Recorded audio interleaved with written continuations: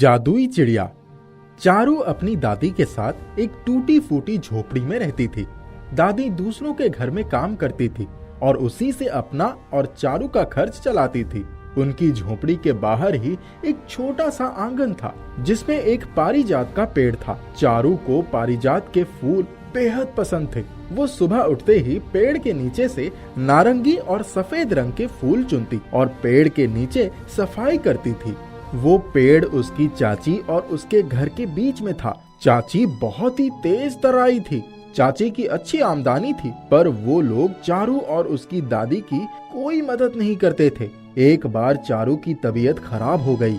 चारू अपने बिस्तर पर चुपचाप आंखें बंद किए लेटी थी। कई दिनों से उसका बुखार उतरने का नाम ही नहीं ले रहा था। दादी वैद्य जी से दवा भी ले आई थी। कड़वी दवाइयों की गोलियां खा खाकर उसका मुंह कड़वा हो जाता। जब दादी थकी हारी उसके माथे पर हाथ रखती तो उसे बहुत अच्छा लगता था। आज 9 दिन हो गए थे। बुखार की वजह से बहुत कमजोरी लग रही थी। तभी उसे बाहर कुछ गिरने की आवाज सुनाई पड़ी। उसे लगा कि दादी दवा लेकर आ गई होंगी। वो इंतजार कर रही थी, पर कमरे में कोई नहीं आया। बड़ी हिम्मत करके वो दादी दादी पुकारने लगी। कोई उत्तर ना पाकर वो बिस्तर से उठ खड़ी हुई और धीरे धीरे बाहर आई तो देखा दादी बरामदे में ही गिर पड़ी थी। वो दादी के पास बैठकर रोने लगी। उनको उठाया तो देखा वे बेहोश हो गई थी। चारू ने उनके मुंह पर पानी का छींटा डाला। तब दादी थोड़ा कुनमुनाई और आंखें खोल दी। चारू रोती हुई बोली, दादी, आपको क्या हुआ? बहुत धूप थी ना, इसीलिए चक्कर आ गया था। और कुछ नहीं हुआ बेटा। अब चलो, मुझे सहारा दे दो, मैं उठ जाऊंगी। चारू ने उन्हें सहारा देकर उठाया और बिस्तर तक ले आई। धीरे धीरे रसोई में जाकर पानी ले आई। दादी ने पानी पिया और सो गई। चारू भी उनके बगल में आकर लेट गई। यह सोचकर ही उसकी आंखों से आंसू गिरने लगे। अचानक उसकी नजर खिड़की के बाहर आंगन में खड़े परिजात के पेड़ पर बने घोंसले पर पड़ी। वहां कुछ चिड़िया के बच्चों की आवाज सुनकर वो उठकर बैठ गई। वो खिड़की के पास आई। उसने ध्यान से देखा कि चिड़िया अपने बच्चों के मुंह में कुछ खिला रही है।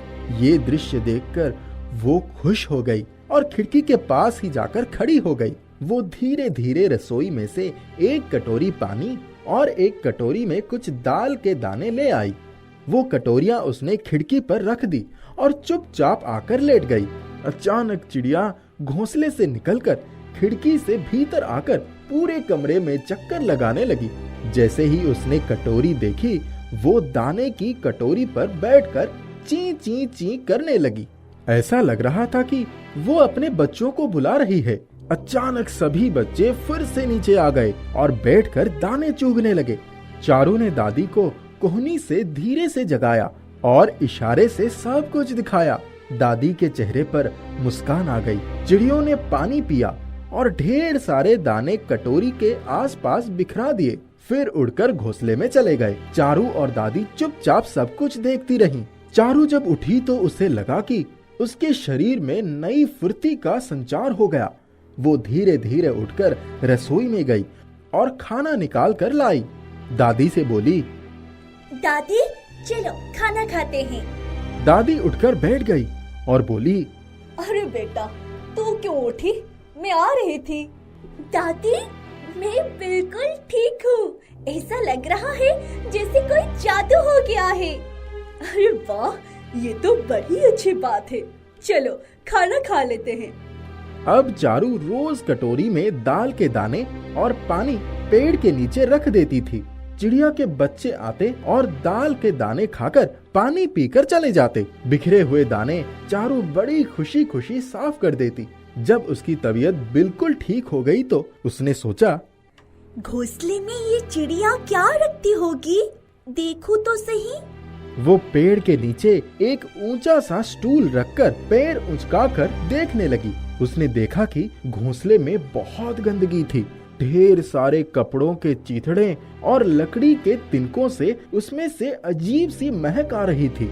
उसने बड़ी सावधानी से पूरा घोंसला साफ कर दिया उसकी चाची को चिड़ियों के चहचहाने से बहुत चिढ़ होती थी। एक दिन चारू ने चाची को चाचा से कहते हुए सुना, इस पेड़ पर जो चिड़ियों का घोंसला है उसे हटा दो। हर समय ची ची ची ची करते रहते हैं। दोपहर को तो मैं सो भी नहीं पाती हूँ। अच्छा ठीक है, इस बार इतवार को जरूर हटा दूंगा। चारू को बहुत दुख हुआ। एक दिन सुबह सुबह चारू सफाई कर रही थी कि तभी उसने देखा कि घोंसले में से 4 बच्चे निकले और उसके पास आकर ची ची ची ची करने लगे। उनमें से एक चिड़िया का बच्चा एक बार ऊपर घोंसले में जाता और फिर नीचे आकर उसके पास ची ची ची ची करने लगता। उसने सोचा, लगता है कुछ कहना चाहते हैं ये बच्चे। वो स्टूल पर चढ़कर घोंसले में झांकने लगी। उसने देखा कि वहाँ उन बच्चों की माँ चुपचाप बैठी थी। चारू उसे झट से अपने हाथों में उठाकर नीचे आ गई। उसने देखा कि चिड़िया के पैर से खून निकल रहा था। वो जल्दी से गई और एक कटोरी में पानी और दवा लेकर आई। उसके पंखों को साफ किया और दवा लगा दी। चिड़िया को शायद आराम आ गया था। वो उसके पास ही बैठी रही। सब बच्चे ची ची ची ची करते उसके कंधे और सिर पर कूदने लगे। उसे बहुत अच्छा लग रहा था। वारी वारी से उसने सभी बच्चों को प्यार किया। चारू ने एक बार फिर घाव पर मरहम लगाया और पानी दाल के दाने लाकर रख दिया। सब ने मिलकर खाया और थोड़ी देर में चिड़िया और उसके बच्चे फुर्ती से उड़कर अपने घोंसले में चले गए। एक दिन उसकी चाची ने उसे स्टूल पर चढ़कर घोंसले में सफाई करते हुए देख लिया। तब उसे बहुत डांटा। उस दिन चाची के आते ही उसने चारू की शिकायत लगाई। चाची ने भी उसे खूब खरी खोटी सुनाई। चारू रोती रही। वो डर गई कि अब तो निश्चित ही चाची इतवार को घोंसला फेंक देंगे। दूसरे दिन भी चारू ने अपना पूरा समय उस घोंसले की साफ सफाई और पेड़ के नीचे की साफ सफाई में ही लगा दिया। उस दिन जब वो दादी के साथ रात में सोने गई तो उसने सोचा, देखो जरा चिड़िया ठीक है क्या? वो स्टूल पर चढ़कर देखने लगी तो वहाँ ना चिड़िया थी और ना ही बच्चे थे, बल्कि पूरा घोंसला सोने के अशरफियों से भरा हुआ था। वो आश्चर्य से चौंक पड़ी। उसने अशरफियां निकाल ली और नीचे उतर गई। दादी ने देखा तो उनकी आंखें आश्चर्य से फटी की फटी रह गई। दूसरे दिन फिर वो सुबह सुबह पारिजात के फूल चुन रही थी। फिर झाड़ू उठाकर सफाई करने लगी तो चिड़ियों की चरचराहट से ऊपर की तरफ देखा कि चिड़िया अपने बच्चों को शिकार करना सिखा रही थी। पेड़ पर जैसे ही कोई कीड़ा नजर आता, बच्चे उस पर झपट पड़ते। उस दिन शुक्रवार था। वो रोज दिन गिन रही थी कि चाची इस बार जरूर घोंसले को उठाकर फेंक देंगे। जब दोपहर में चाची सो गई तो उसने चुपके से घोंसले में झांका। आज भी चिड़ियों का पूरा परिवार गायब था और घोंसला अशरफियों से भरा था। उसने झट से सारी अशरफियां निकाल ली और चुपचाप लाकर दादी को दे दी। शाम को चिड़ियों की चरचराहट सुनकर जब वो पेड़ के नीचे गई तो एक चिड़िया उसके कंधे पर आकर बैठ गई और उसके कान में बोली, चारू, तुम घोंसले और हमारे बारे में चिंता मत करो। कल दोपहर में जब हम नहीं रहेंगे और तुम्हारी चाची सो जाएंगी, तब ये घोंसला लेकर तुम पूरब की दिशा की ओर जाना। कुछ दूर जाने पर तुम्हें एक तालाब दिखेगा। उसके पास ही एक पारिजात का पेड़ होगा। ये घोंसला तुम उसी पेड़ पर रख देना और तालाब के पानी से हाथ मुंह धो लेना। थोड़ी देर वहीं तालाब के किनारे बैठ जाना। अब से हम वहीं रहेंगे और तुम्हें रोज अशरफियां देते रहेंगे। तब तुम्हारी चाची को घोंसला हटाने की जरूरत ही नहीं होगी। चारू ने वैसा ही किया। जब मुंह हाथ धोकर उसने आंखें खोली तो अपने आप को एक खूबसूरत बंगले में पाया। उसके बगीचे में ही वो पारिजात का पेड़ था जिस पर घोंसला रखा था। चारू खुशी से उछल पड़ी। वो बोली, ओहो घोंसले की जादुई चिड़िया, तुमने तो हमारी जिंदगी संवार दी। इतवार के दिन चाची पेड़ के नीचे गए तो घोंसला वहाँ था ही नहीं। चाची ने कहा, चलो खुद ही हटा लिया मरी चिड़ियों ने। चारू घर आई तो उसने देखा दादी उसको ढूंढ रही थी। अब चारू के पास बहुत सारी अशरफियां हो गई थी। चारू अपनी दादी के साथ अपने नए घर में जाने की तैयारी में लग गई। सुबह जब चिड़िया आई तो उसने चिड़िया से कहा, हमारे नए घर में कितना बड़ा बाग है, उसमें कितने सारे पेड़ हैं और तुम लोगों को कोई वहाँ से नहीं हटाएगा।